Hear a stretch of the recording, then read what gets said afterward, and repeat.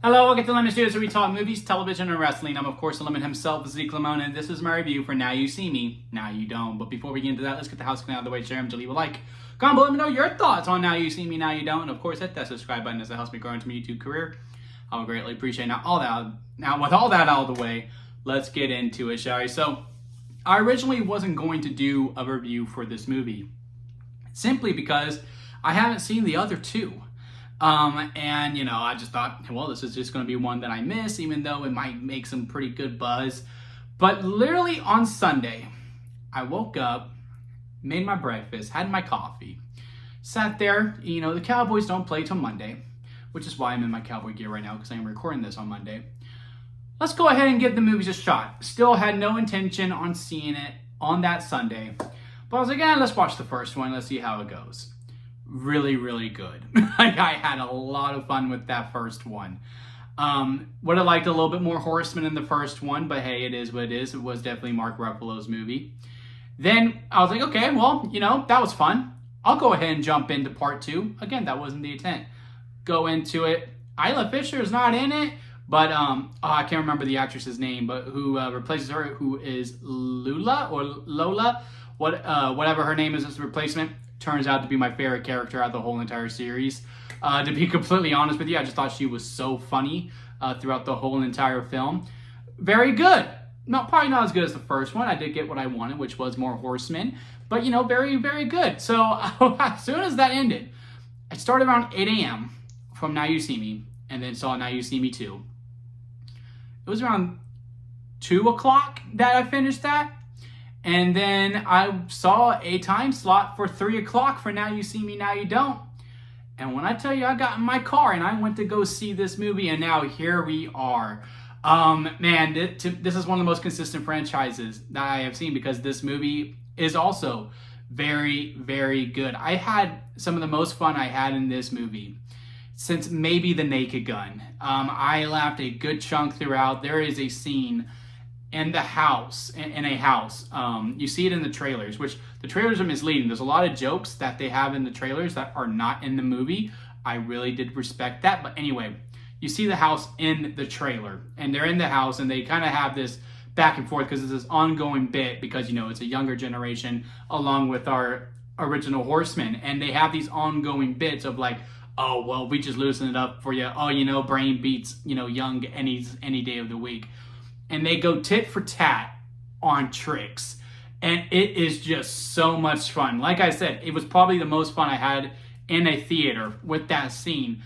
Since, again, maybe The Naked Gun. That's the earliest that I can think of. That I was like, man, this is an absolute ball.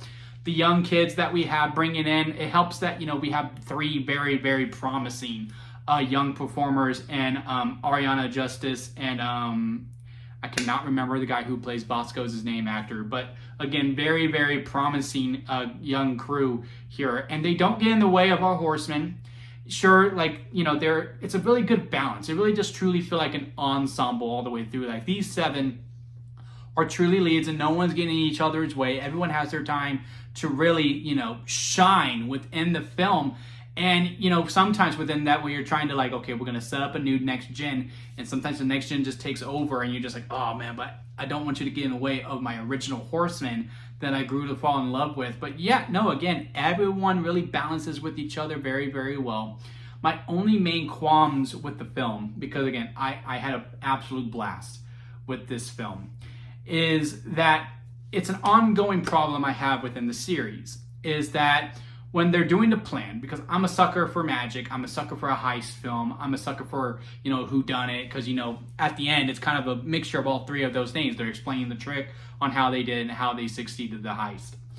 And when you're seeing the heist being worked on, right, and the plan is an execution, and they do things throughout the film where it seems like something went wrong, and they're going, oh no, how are we going to do it?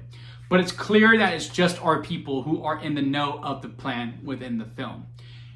And it turns out, oh yeah, no, that was always the plan all the way through. I'm just like, why are you... So why did you go, oh, I don't know what we're going to do? You only did that specifically for the audience. I feel like there was ways, especially in this film, there's one that happens early on when they're going, I don't know what we're gonna do. Yeah, no, we're just gonna have to figure it out later on. But turns out, oh yeah, no, they were doing the plan the whole entire way through. Who are you playing to? You're just playing to the audience, and with how it was executed, I didn't need it. I did not need it. I would be like, oh yeah, no, that's still very surprising when again all is revealed later on. And I also think the ending a little bit, not over exposition, I guess would be the better word. It's not over exposition. Again, you know, it's part of the formula of Now You See Me, but it's just with how everything was revealed. I think maybe we could have done extra reads of the draft and maybe explain some things a little bit more, because with how it is executed, because again, no spoilers or anything, we kind of set up one character to be this, right? And then from nowhere, well, not necessarily nowhere, because we do plant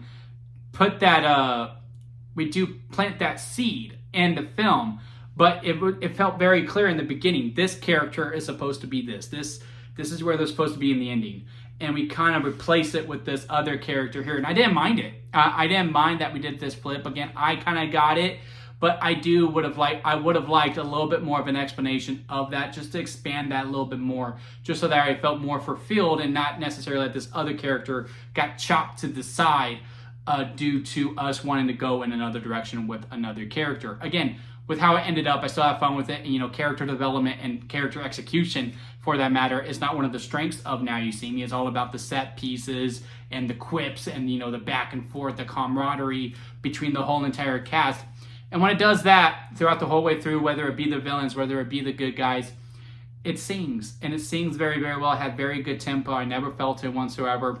That whole entire binge watch of the whole entire trilogy really was kind of like the fastest 6 hours I've ever had. Because, again, I was just having such a good time with the film. If I was to put this on the lemon scale, where it goes sour lemon at the bottom, bad movie. Expired store-bought lemonade, bad behavior, some good. Store-bought lemonade, it's good, but there's quite a bit of problems in it. Lemonade, it's a movie. Freshly squeezed lemonade, really good, minor problems. And then strawberry lemonade at the very top, because that is the best kind of lemonade. I gotta say, Now You See Me, Now You Don't is within lemonade and freshly squeezed. Again, if you just don't, in order to secure that the audience is going to be surprised with some revelations, if they would have just gone, okay, we did the plan, or like if there was like just an awkward staring at each other when everyone leaves, as opposed to, I don't know what we're gonna do, even though you clearly executed the plan on how you wanted to do it, then, you know, again, maybe it is flirting with that freshly squeezed lemonade a little bit more, and you definitely lock it if you take a couple more passes on the script to really elevate that ending a little bit more, where, again, you don't feel like you cut one character in half to elevate another, even though, again, the execution overall, I really did quite enjoy. But yeah, those are my thoughts on Now You See Me, Now You Don't. I am now fully locked into this franchise. I do hope we get a part 4. And if we get a part 4, because there are some characters that we don't have from previous films in here, I say we Avengers it. Let's bring them all in, and let's have this true ensemble feast where, again, it is going to feel like the Avengers of magic in a lot of ways. But yeah, let me know what y'all thoughts on it down in the comment section. Leave a like if you made it this far within the review. I do greatly appreciate it. And of course, hit that subscribe button, as I am trying to grow into my YouTube career. Don't forget to squeeze the days, guys, because life is too short not to give you all, so squeeze every opportunity that you can. Until next time, I'll see you here at Lemon Studios.